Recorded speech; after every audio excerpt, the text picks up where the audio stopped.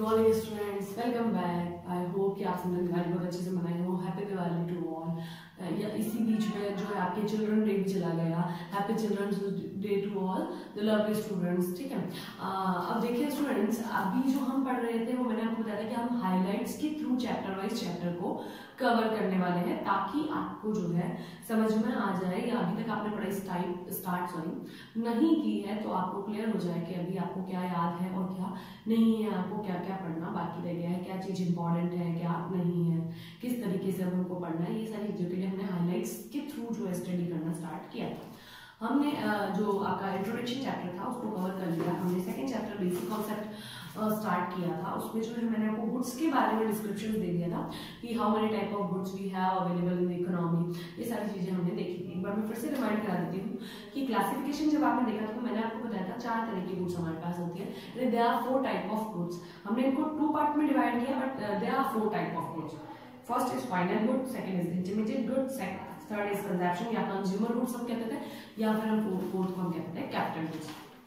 जब हमने final goods के बारे में पढ़ा था स्टूडेंट्स, मैंने आपको बताया था they are also 2 type. First is final goods for consumer and the second one is final goods for producers. Final goods में जो था स्टूडेंट्स, जो भी आप फाइनली यूज करते हैं, यानी जो लास्ट टाइम के लिए आपको मिलती है, डायरेक्टली यूज कर ली जाती है, उसको हम फाइनल गुड कहते हैं। कंज्यूमर्स के लिए भी होती है, प्रोड्यूसर्स के लिए भी होती है। फिर हमने इंटरमीडिएट देखा था। इंटरमीडिएट फाइनल कंज्यूमर्स के लिए अलग होती है, प्रोड्यूसर्स के लिए अलग होती है। फिर हमने देखी थी कि बहुत बार ऐसा होता है कि इंटरमीडिएट गुड्स जो होती है वो इंटरमीडिएट भी होती है और फाइनल में भी होती है। ये सब चीजें हमने देखी थी। कंजम्पशन में नहीं, कंज्यूमर गुड्स के बारे में हमको पढ़ना था, तो हमने देखा था कंज्यूमर गुड्स जो है वो 4 तरह की होती है, durable, semi durable, non durable और non material goods and services. ये हमने नहीं पढ़ा लास्ट क्लास में, तो हम इसको अभी कंटिन्यू करते हैं। ड्यूरेबल गुड्स वो होती है आपके जो 1 साल से ज्यादा के लिए, सेवरल इयर्स के लिए हम उसको यूज करते हैं। जैसे मान लीजिए कि जैसे हम बाइक लाते हैं, टीवी लाते हैं, फ्रिज लाते हैं, सारी सेवरल इयर्स यूज की जा सकती है। इनको हम लॉन्ग टाइम तक यूज करते हैं। जिसका यूज आप लॉन्ग टाइम के लिए करते हैं उसको हम कहते हैं ड्यूरेबल गुड्स। यानी इस पर इन्वेस्टमेंट एक बार करना पड़ता है, उसके बाद में जो है इनका यूज आप बेसिकली बहुत टाइम तक कर सकते हैं। ठीक है। सेमी ड्यूरेबल गुड्स वो होती है जो हम we can use period of time, जैसे 1 ईयर के लिए हमने यूज किया, या ज्यादा से ज्यादा स्लाइटली मोर। जैसे फ्रिज, टीवी, कूलर और गाड़ी वगैरह हम 5 साल, 10 साल, 15 साल ऐसे यूज कर सकते हैं। ठीक है। बट कुछ एक चीजें होती है, जैसे कपड़े होते हैं, उसको हम साल भर, 6 महीने, या आप मान लो कि 1.5 साल ऐसे पहन के फ्री कर देते हैं। और बहुत सारी ऐसी चीजें होती हैं जैसे जिसको हम सेवरल ईयर के लिए यूज करते हैं, जैसे कि हमारा फोन होते हैं। बहुत लोग तो उसको ड्यूरेबल में भी काउंट करते हैं। कुछ लोग जो डायरेक्ट कम्युनिकेशन सेक्टर से होते हैं, वो उन्हें बार बार अपने चेंज करते हैं। तो बहुत सारी ऐसी चीजें जो आप साल, 1.5 साल के लिए यूज कर सकते हैं, स्लाइटली मोर, बस उसके बाद वो खत्म हो जाती है। तो उस चीज को जो हम कहते हैं वो सेमी ड्यूरेबल गुड्स होती है। नॉन ड्यूरेबल गुड्स वो होती है जैसे जिसे हम पेरिशेबल गुड्स कह सकते हैं, जैसे ये जिसको हम बहुत लॉन्ग टाइम के लिए यूज नहीं करते हैं। जैसे हम ब्रेड लाते हैं, 2 दिन में खत्म करनी पड़ती है, 3 दिन में खत्म करनी पड़ती है। अब जो वेजिटेबल हम खाते हैं, फ्रूट्स जो हम खाते हैं, ये सारी चीजें नॉन ड्यूरेबल गुड्स होती हैं। ठीक है। Services, non material goods are directly satisfy human wants. ये जो है सर्विसेज सेक्टर्स में आती है, जो आपकी वांट्स को डायरेक्टली सेटिस्फाई करती है। जैसे कि केस करना होता है तो हम डायरेक्टली लॉयर के पास जाते हैं, डॉक्टर के पास जाते हैं, टीचर के पास जाते हैं स्टडी के लिए। तो वो सारी चीजें जो है आपको डायरेक्टली जो है सेटिस्फेक्शन के लिए, ह्यूमन वांट्स के लिए हम यूज करते हैं, वो जो होती है नॉन मटेरियल होती है, जिनमें मटेरियल कुछ भी नहीं यूज किया जा सकता। सर्विसेज इसको हम कह सकते हैं। ठीक है। उसके बाद जो है आप देखेंगे difference between consumption and capital goods, वो हमने देखना है। तो कंजप्शन गुड्स जो होती है वो क्या होती है, कैपिटल गुड्स क्या होती है। कंजप्शन कंज्यूमर्स यूज करते हैं, कैपिटल गुड्स जो होती है वो प्रोड्यूसर्स के लिए यूज आती है। और हम कह सकते हैं कि कंज्यूमर की वांट्स को कंप्लीट करती है कंजप्शन गुड्स, और कैपिटल गुड्स जो है वो डायरेक्टली प्रोड्यूसर की सेटिस्फेक्शन को लीड करती है, या ह्यूमन वांट्स को capital goods not lead to directly use नहीं कर सकते हैं, इसलिए डायरेक्टली सेटिस्फाई नहीं करती है। फिर हम यहाँ पर जो है concept of components of consumption expenditure देखते हैं। तो कंजप्शन एक्सपेंडिचर में आप जो कंपोनेंट्स देखने वाले हैं वो ये देखते हैं कि इन्वेस्टमेंट जो होता है वो इसका मोस्ट इम्पॉर्टेंट कंसेप्ट होता है। हम कह सकते हैं कि एग्रीगेट कंजप्शन के बारे में हम यहाँ बात करते हैं। एग्रीगेट कंजप्शन आप देखते हैं तो हाउस होल्डर सेक्टर करता है, प्रोड्यूसर सेक्टर भी करता है और हम कह सकते हैं गवर्नमेंट सेक्टर भी करता है। यानी हमारे जो ऑल कंजप्शन होता है वो C+I+G से बना हुआ होता है। ठीक है, अब यहाँ पे इन्वेस्टमेंट क्या होता है, ये क्वेश्चन बनता है, what is investment? The investment refers to increase in the stock of capital.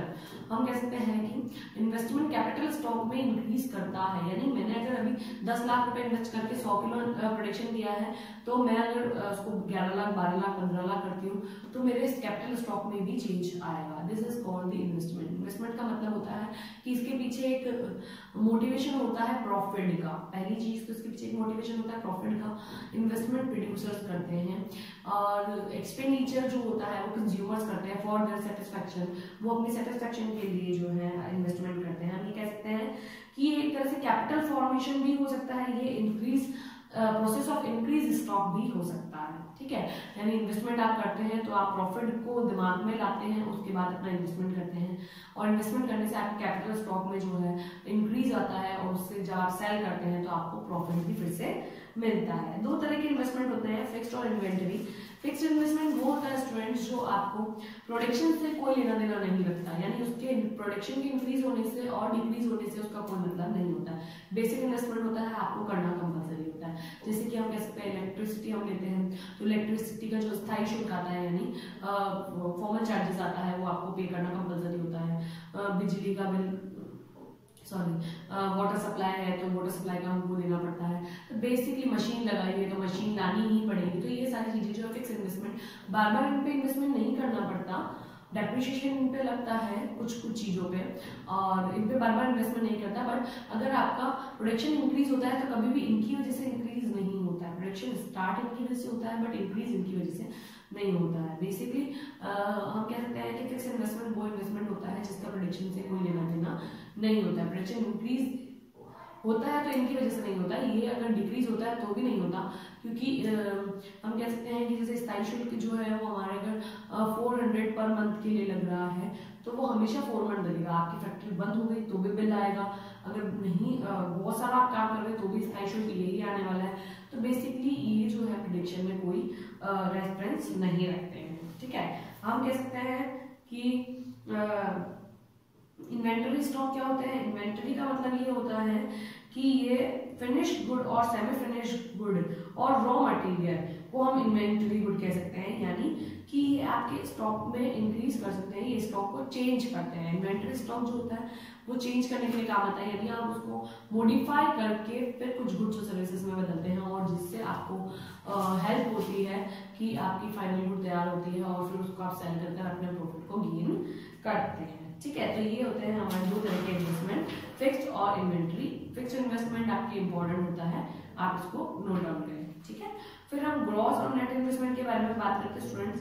तो आपको अगर पता हो तो मैं जब नेशनल इनकम पढ़ाई थी तब मैंने आपको बताया था कि जब भी हम ग्रॉस निकालते हैं तो डेप्रिसिएशन प्लस करते हैं और नेट निकालते हैं तो डेप्रिसिएशन को माइनस करते हैं। यानी मैंने आपको एक एग्जांपल से समझाने की कोशिश की थी कि ग्रॉस जो होता है वो अगर पापा है तो नेट जो है वो उनका बेटा है। डेप्रिसिएशन को अगर आप प्लस कर दे, अगर जब हम कैलकुलेशन कर रहे हैं अगर हम डेप्रिसिएशन को प्लस कर देते हैं तो ग्रॉस आता है और डेप्रिसिएशन को माइनस करने पे हमारे नेट निकल के आता है। ठीक है, तो ये होता है हमारे ग्रॉस और नेट का कॉन्सेप्ट। एक में डिफरेंस जो है वो आपके आ सकते हैं। डिफरेंसेस पढ़ने का फायदा होता है स्टूडेंट, तो आप डिफरेंसेस जरूर पढ़ें।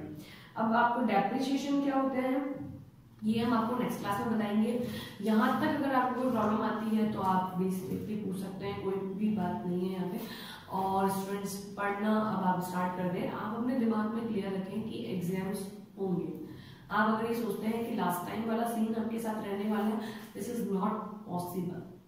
आपको जिस तरीके से लास्ट टाइम अपने तो चलो फिर भी एग्जाम्स हो गए थे और बाकी को प्रमोट कर दिया गया था, वो वाला सीन इस बार नहीं होगा।